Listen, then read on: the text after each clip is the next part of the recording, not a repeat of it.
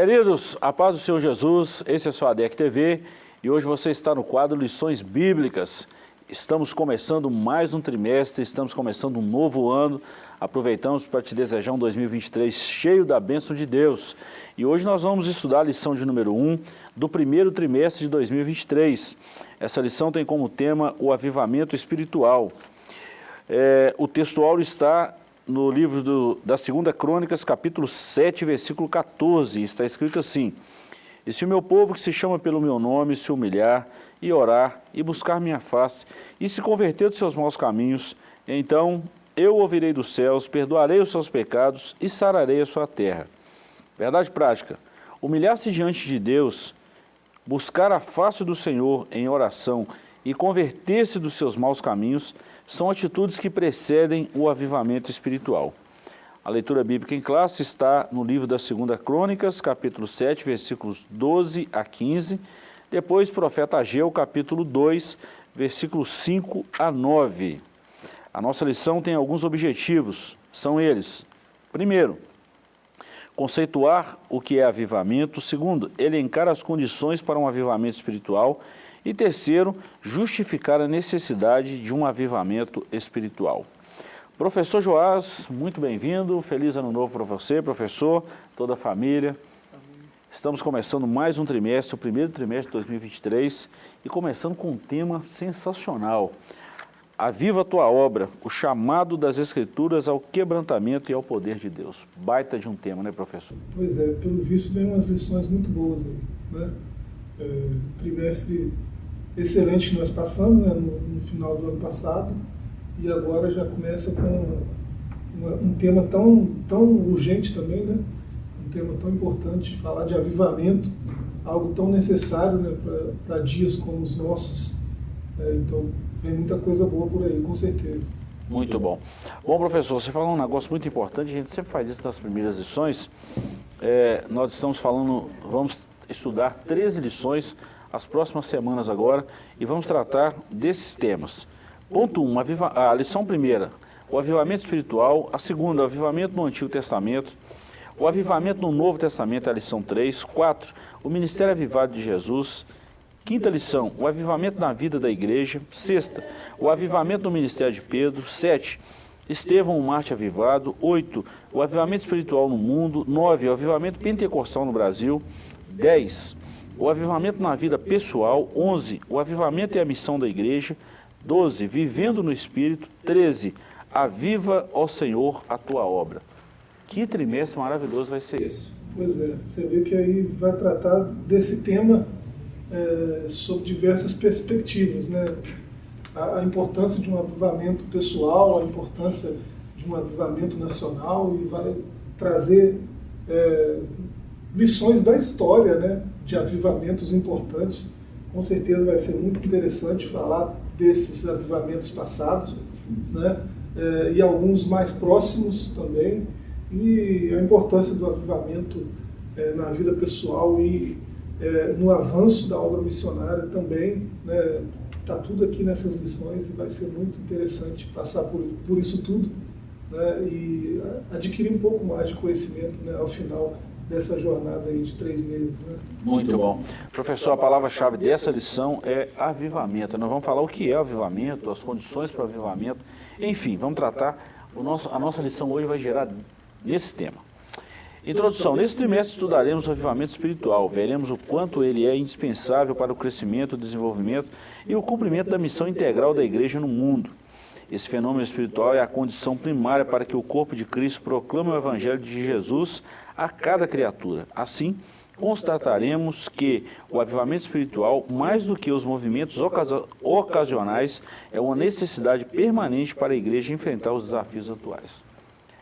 Já falamos o que é o avivamento, mas claro que no capítulo 1 nós vamos falar o que é verdadeiramente esse avivamento, mas nós estamos tratando aqui de uma condição necessária para a igreja enfrentar os desafios da atualidade, né, professor? Sempre foi, mas agora mais do que nunca, né?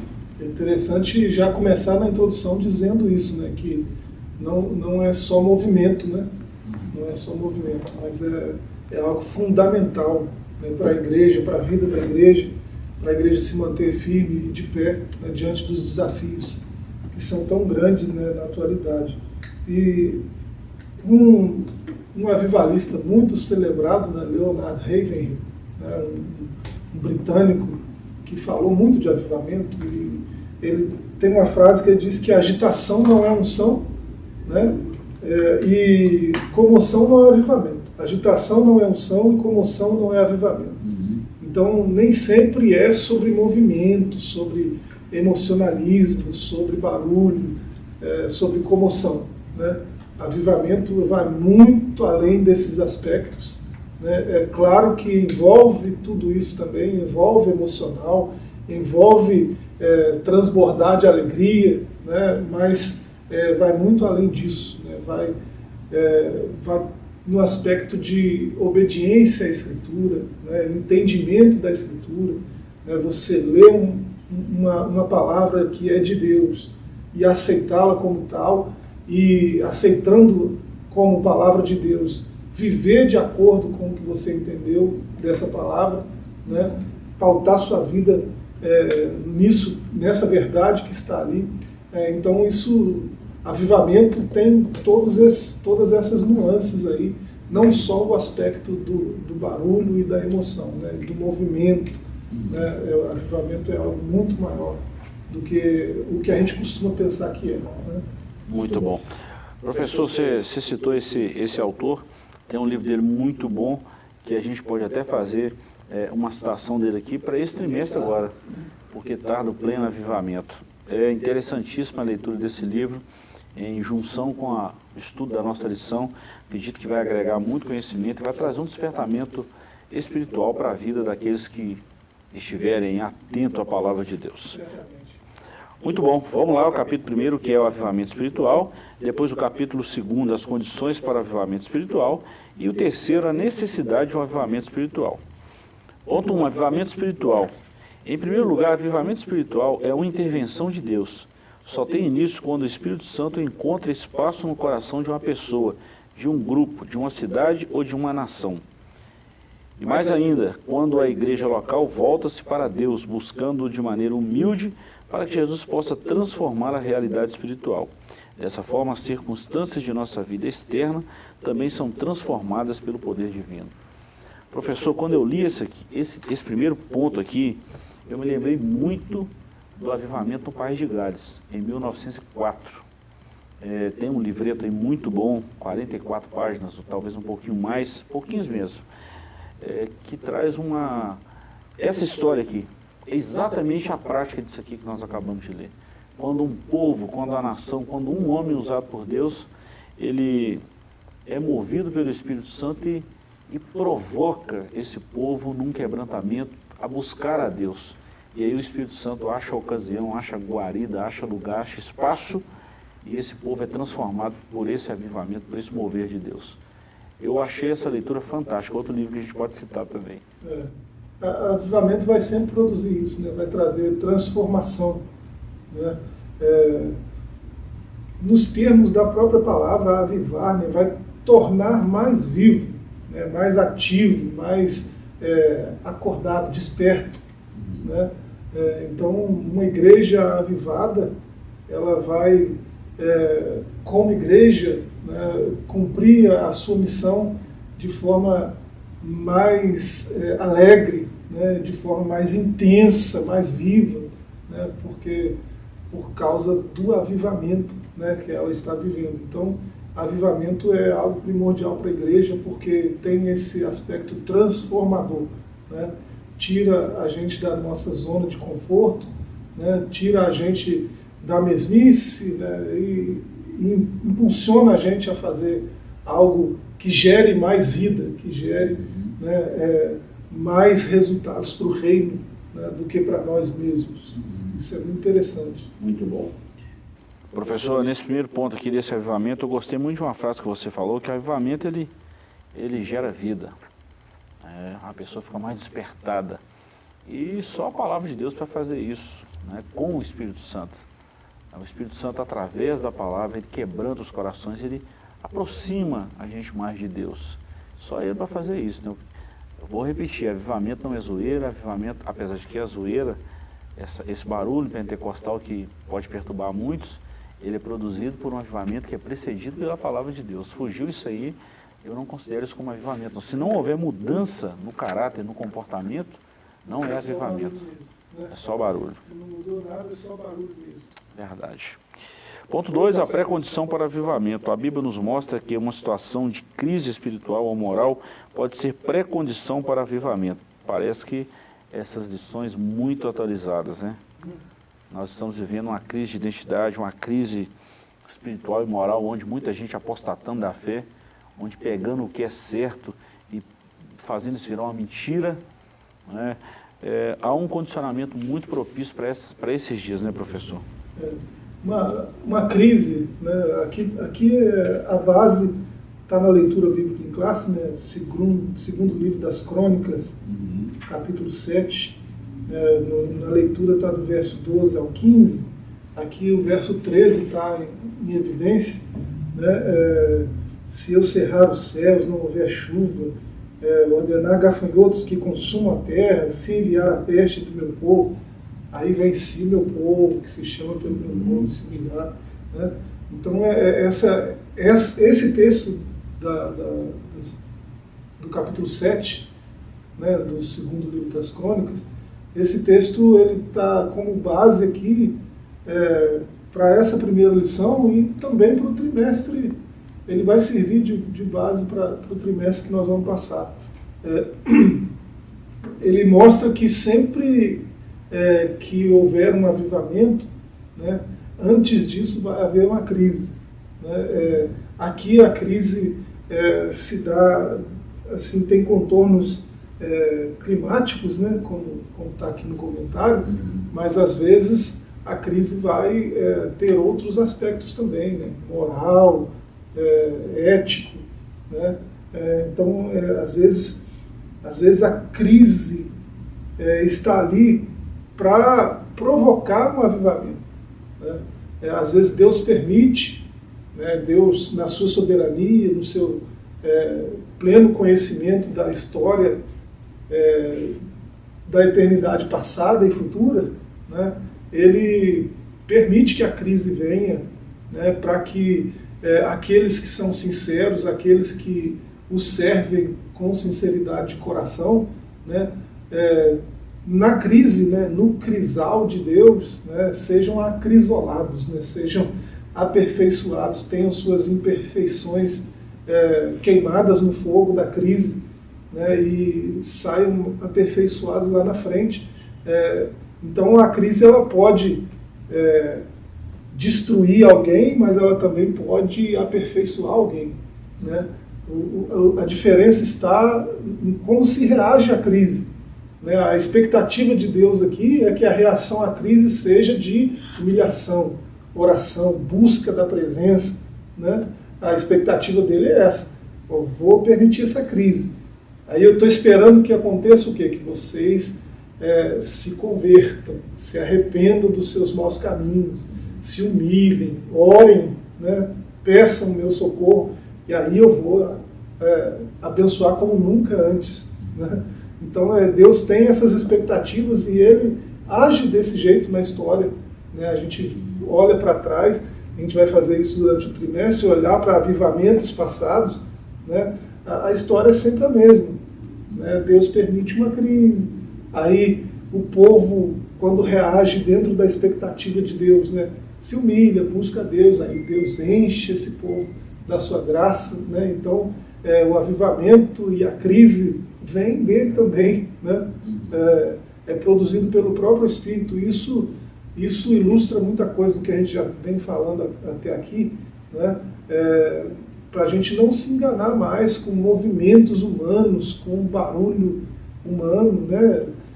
Chama lá um pregador avivalista, né, que vai fazer um barulhão, vai brincar com a plateia, vai pular de cima do púlpito lá nos braços da galera e a igreja vai, poxa, que avivamento. Não, né?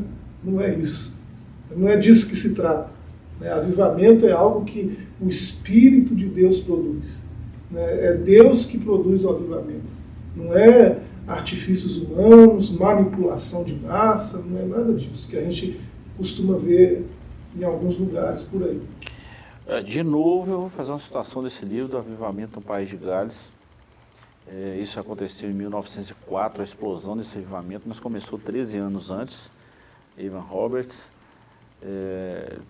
e ele orou durante 13 anos, a possibilidade aí, buscando o avivamento de Deus, e o pedido dele era que houvesse a salvação de 100 mil almas no País de Gales. Nessa época, em 1887, 1890, por aí afora, havia pouco mais de 1 milhão de habitantes no País de Gales.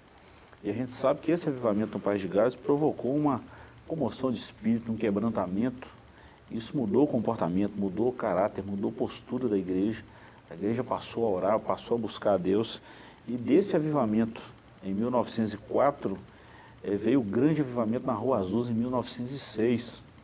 E depois disso, em 1907, 1908, em toda a Europa, e 1910, 1911, esse avivamento chega no Brasil, 1910 para 1911. Então, olha a diferença desse mover do Espírito Santo. É exatamente sobre isso. Não é um barulho, mas é algo profundo, permanente, contínuo, que é provocado não por homem, mas pelo Espírito Santo e pela palavra de Deus. Isso é muito bom. Professor, nós vamos começar aqui o capítulo 2, para a gente ganhar tempo aqui, essa lição extraordinária. E esse capítulo 2 vai dar sequência disso que nós estamos falando aqui no capítulo 1, já falamos aqui. Primeiro nós falamos aqui da pré-condição para o avivamento, falamos o que é o avivamento espiritual. E agora nós vamos falar dessas condições para o avivamento espiritual. E voltamos a citar 2 Crônicas 7, versículo 13 a 17. Nós vamos falar aqui em 5 pontos. Primeiro, uma crise, humilhação diante de Deus, orar e buscar a face do Senhor, conversão sincera dos pecados e um caminho preparado. Olha esses passos aqui, professor, já falamos muito aqui da crise. O próprio Deus permite algumas crises exatamente para o povo quebrantar. Opa, peraí, a suficiência não é nossa, não. Nós não somos autossuficientes ou nós não somos independentes, nós precisamos de um Deus. Então, de vez em quando, Deus permite uma crise exatamente para dar um ajuste na sociedade, no mundo, na igreja. Com certeza. Eu penso no Salmo 66, né, verso 10, ele usa essa linguagem de acrisolar, né, purificar o metal, né, no caso o ouro, né, no fogo, ele é levado ao fogo e ali ele é purificado. As impurezas vão sendo expurgadas e fica só o metal puro, né? Isso é feito usando um crisol, né? Por isso que chama acrisolar. E é do ouro porque a palavra acrisolar mesmo, né, vem do grego, né, que é crisos, né? A palavra crisos é ouro, né? Então daí vem crisálida, né, aquela pulpa dourada da borboleta, né, parece ouro, então crisálida, né, que vem da mesma raiz da palavra.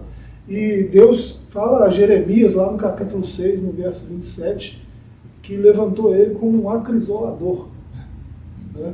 Jeremias era o acrisolador de Deus, né? Deus usava Jeremias com sua profecia, né, com sua instrumentalidade, né, provar, né, produzir coisas melhores, né, naqueles que eram seus ouvintes, né, de então. E Deus, algo nos diz que Deus continua fazendo essas coisas, né? Ele continua usando da crise. A origem não é a mesma, né? A etimologia é diferente, mas a gente pode fazer essa alusão, né? A crise funciona do mesmo jeito que o crisol. Para Deus é assim, né? Ele vai usar as nossas tempestades, as nossas crises, para nos aperfeiçoar, né? E nos fazer mais vivos, mais avivados, né? Para assim cumprirmos melhor a sua vontade, né? Os seus desígnios e a sua missão. Isso faz muita parte da pedagogia de Deus, da metodologia de ensino de Deus. Deus, ele tem os seus caminhos de ensinar, assim como nós, seres humanos, né?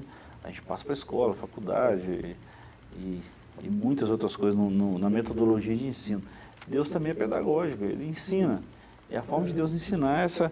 Nós já falamos aqui que essa crise tem uma ação pedagógica. O caminho de Deus é perfeito. Né? Perfeito, muito perfeito. Isso é muito bom. Bom, ponto 2 aí, professor, nós vamos falar sobre humilhação diante de Deus, mas antes nós vamos dar uma paradinha, dar uma segurada aí. Nós vamos para um pequeno intervalo e voltamos já já com a segunda parte dessa lição maravilhosa, desse trimestre que está começando agora, com a primeira lição. Voltamos já já. Estamos de volta com a segunda parte dessa lição maravilhosa. Você está no ADEC TV e no quadro Lições Bíblicas. Professor Joás, nós estamos falando desse tema maravilhoso, Aviva a Tua Obra, o chamado das Escrituras ao quebrantamento e ao poder de Deus. Eu achei tão legal esse tema, o chamado das Escrituras. As Escrituras nos convidam a fazer isso. Isaías 55, 6, que é um dos temas aí da nossa leitura diária, buscar o Senhor enquanto se pode achar, invocar enquanto está perto. Oséias 10, 12, Jeremias 29, 13, Amós 5, 4, Abacuque 3, 2, Salmo 143, 1. Senhor, escuta as minhas orações, ou dá ouvido às minhas súplicas. Tudo isso aí é um convite das Escrituras a nos quebrantarmos diante de Deus. A própria Escritura nos incentiva a fazer isso.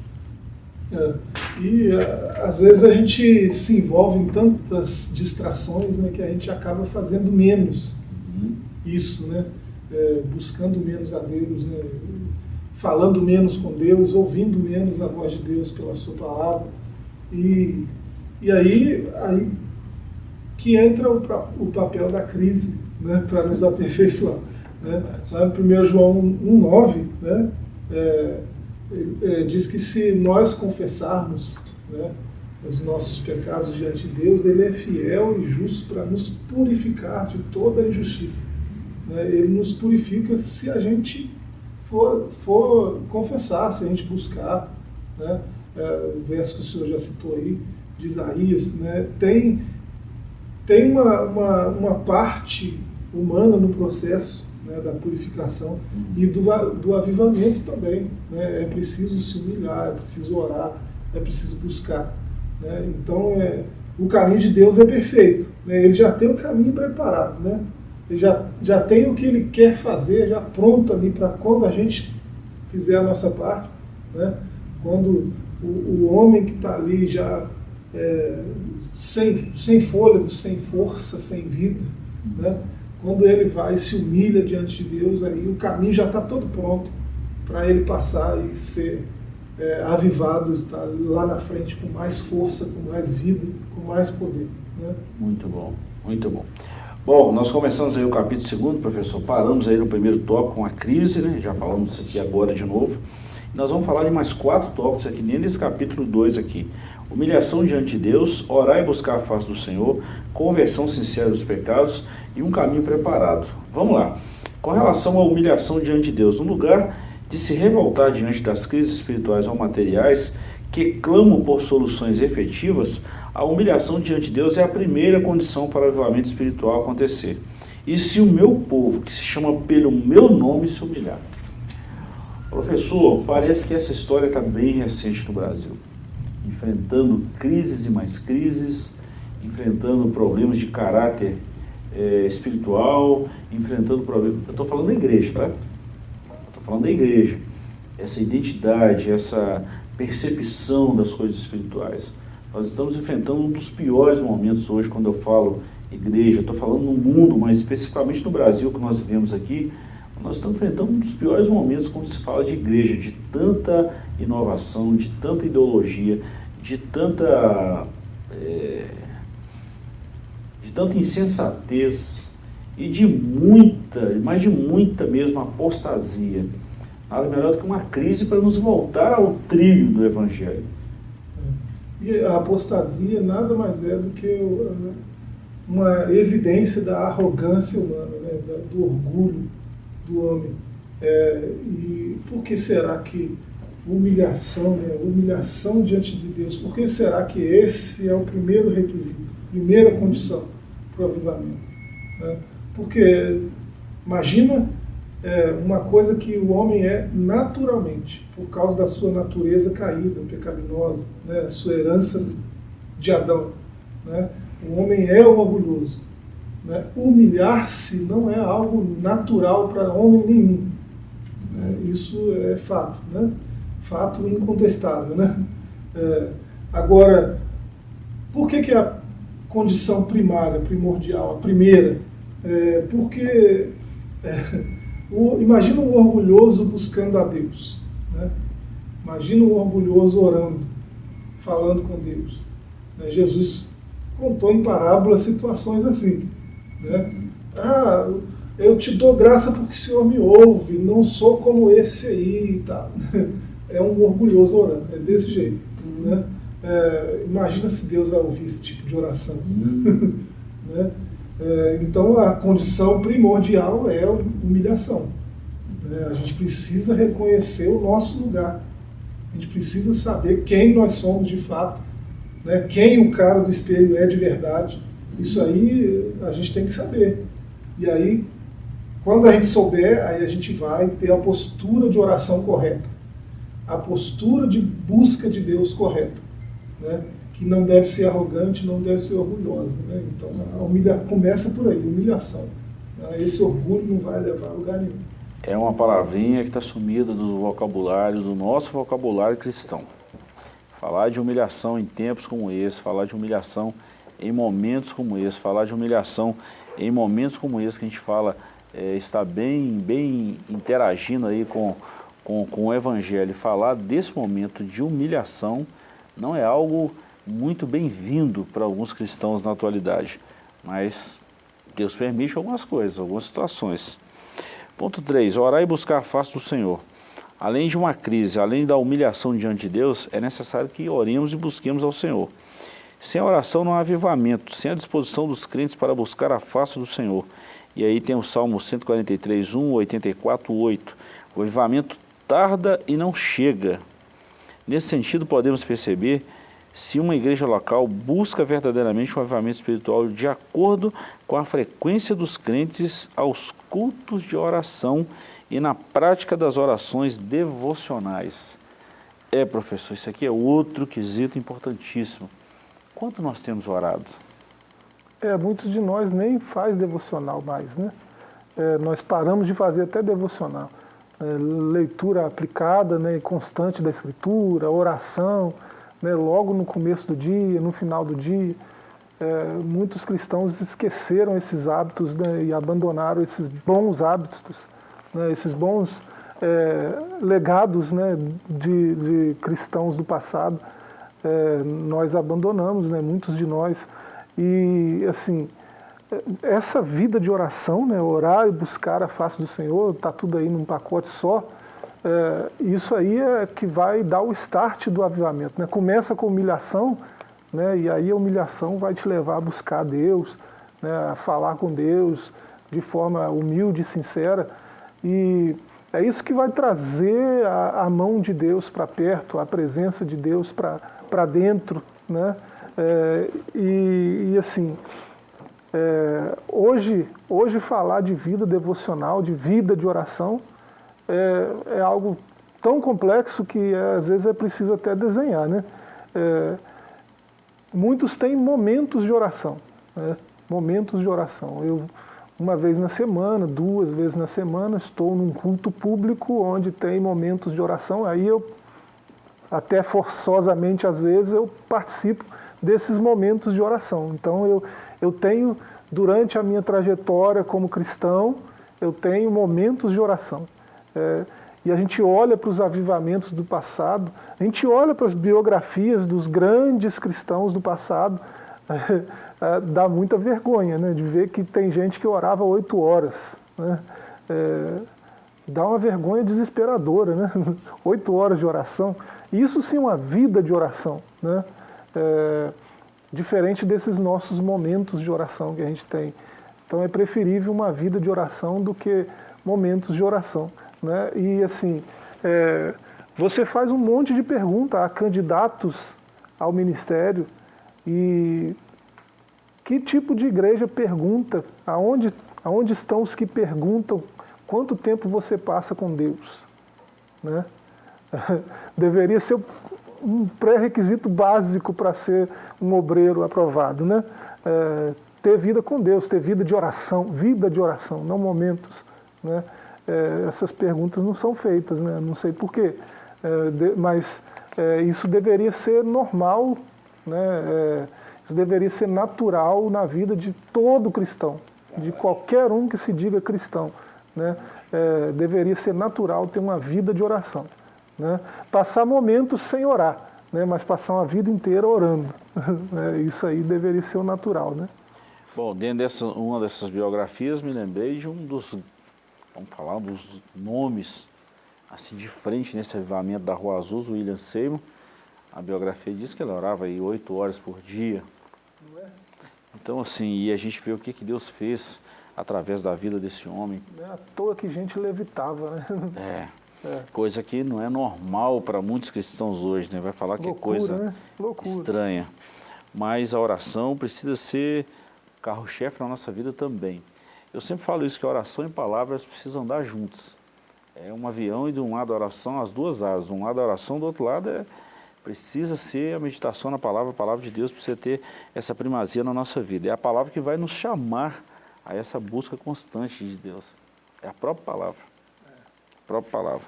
Bom, professor, que essa lição seja um despertar para a nossa vida aí, começando o primeiro dia do ano, dia 1º, estudando essa lição, que seja um despertar para o nosso ano 2023 todinho, tá? É o que a gente precisa hoje.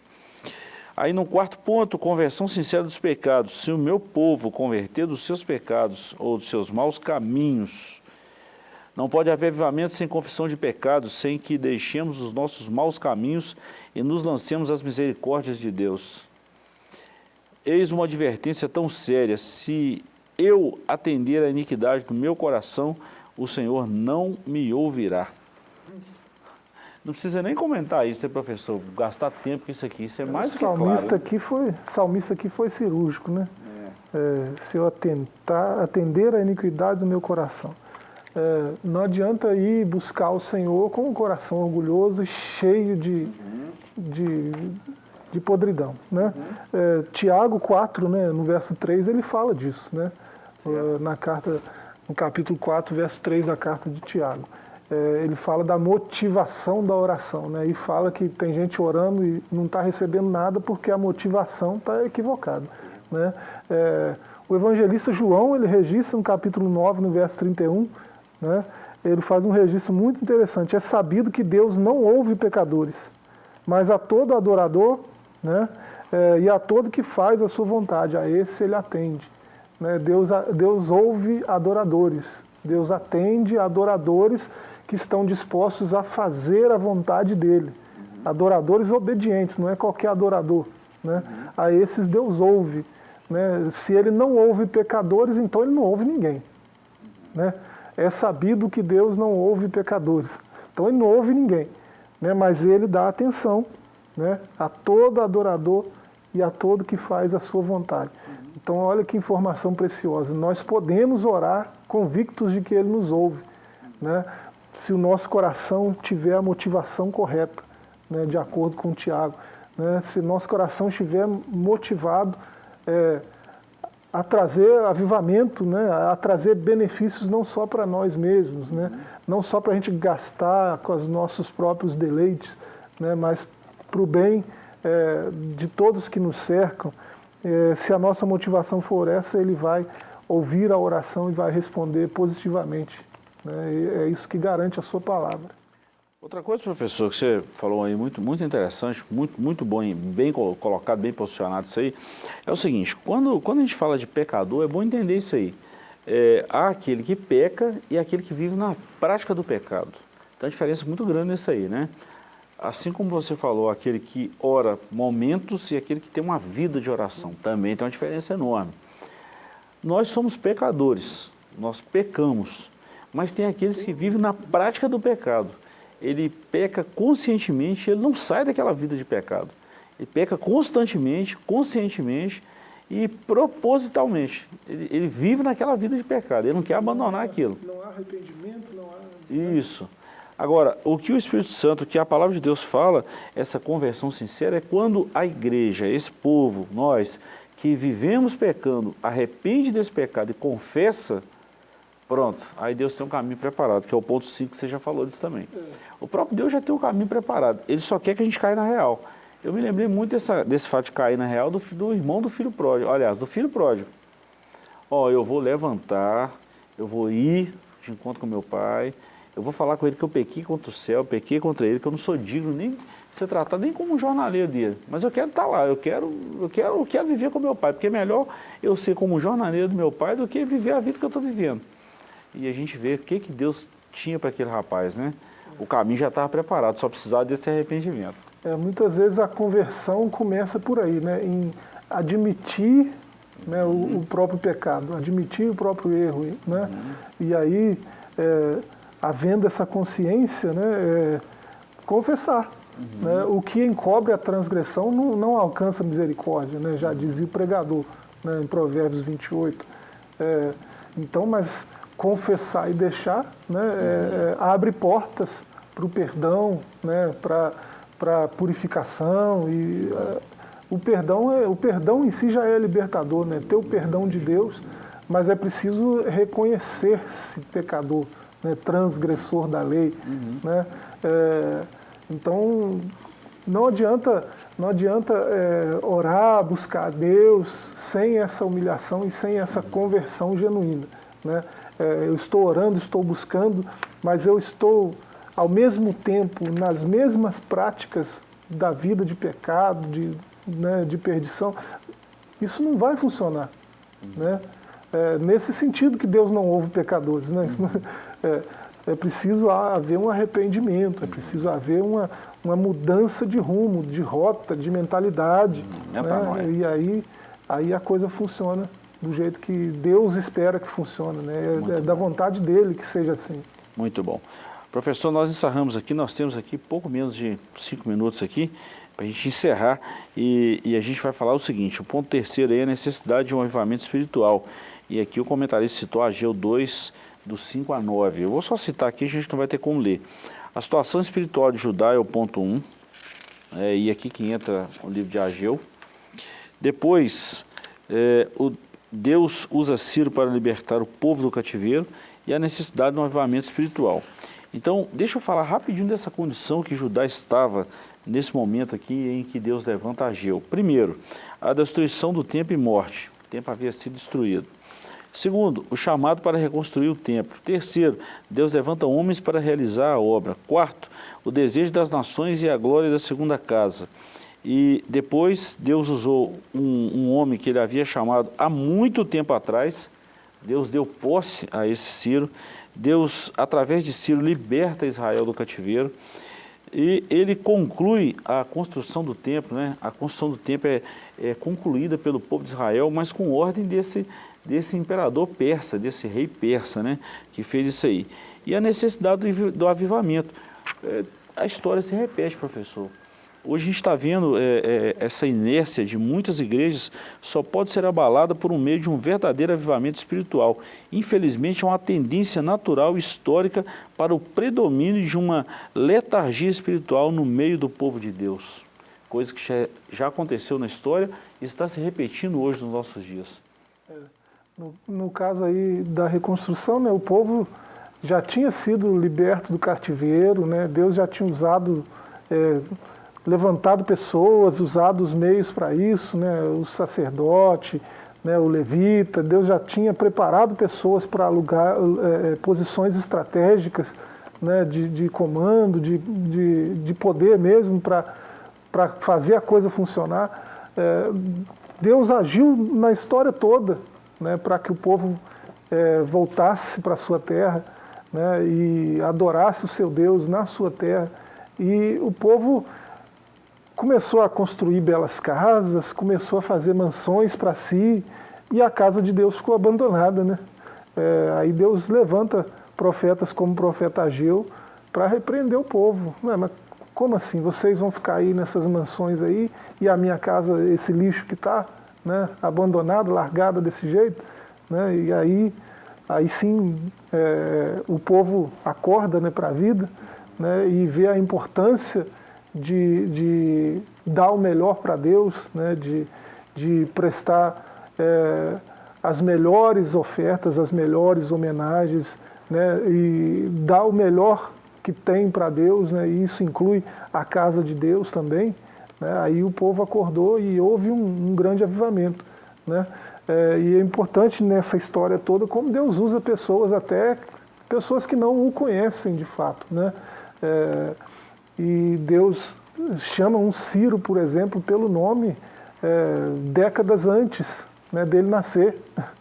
Então é muito interessante o agir, o trabalhar de Deus para que a sua vontade soberana se cumpra, né, na vida daqueles que ele quer avivar, né, que ele quer encher de vida, que ele quer fazer prosperar. Isso é muito interessante, o trabalhar de Deus no seu povo.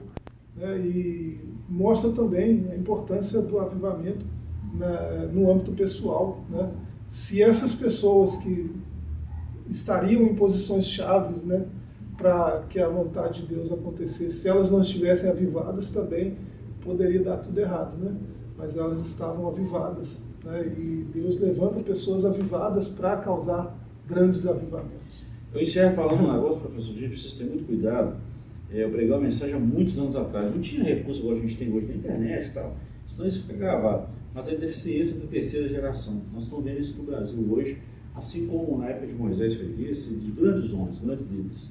A primeira geração vem num ímpeto muito forte, conhecendo a Deus, orando, buscando a Deus, jejuando, recebendo muito poder de Deus. A segunda geração já vem com alguns princípios, mas não tão forte quanto a primeira. Já a terceira já deixou isso a desejar em relação à primeira. Nós vemos isso hoje no Brasil.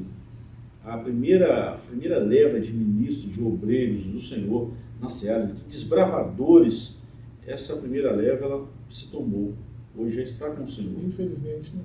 A segunda leva veio também muito forte, mas não com tanta resistência quanto a primeira. Essa segunda leva também está se tombando. Estão deitando homens de Deus, estão partindo para a eternidade. E está levantando uma geração agora, se a gente não cuidar, daqui a pouco nós estamos ruins no que se diz respeito a esse verdadeiro avivamento da parte de Deus. Por isso a lição vem numa hora muito boa. É preciso um reavivamento, né? Quando essa terceira geração está assim. A gente vê, por exemplo, perto de nós, o avivamento que veio no Brasil há um século atrás, né, veio dos Estados Unidos. E há pouco tempo atrás, os Estados Unidos era mais de 60% cristão evangélico, né? Hoje é menos de 40%, que vai só caindo, muitas igrejas fechando, né? E parece um reflexo do que aconteceu na Europa, né? Que hoje é uma velha senhora quase desfalecendo, né? Fazendo uma analogia aqui com o avivamento que a gente está falando, né? Então precisa desse mover, né? Que essa crise traga isso, né? Que essa crise traga líderes sinceros, vocacionados, avivados, que produzam um avivamento nacional, né? O quanto antes. Ficamos por aqui e queremos que você pense nisso, tudo que falamos aqui. Muito cuidado. Nós acreditamos que há uma necessidade gritante de um reavivamento em nosso Brasil. Vamos buscar isso junto? O trimestre está só começando. Deus te abençoe, Deus te guarde e voltaremos na próxima semana, se Deus nos permitir. Até mais.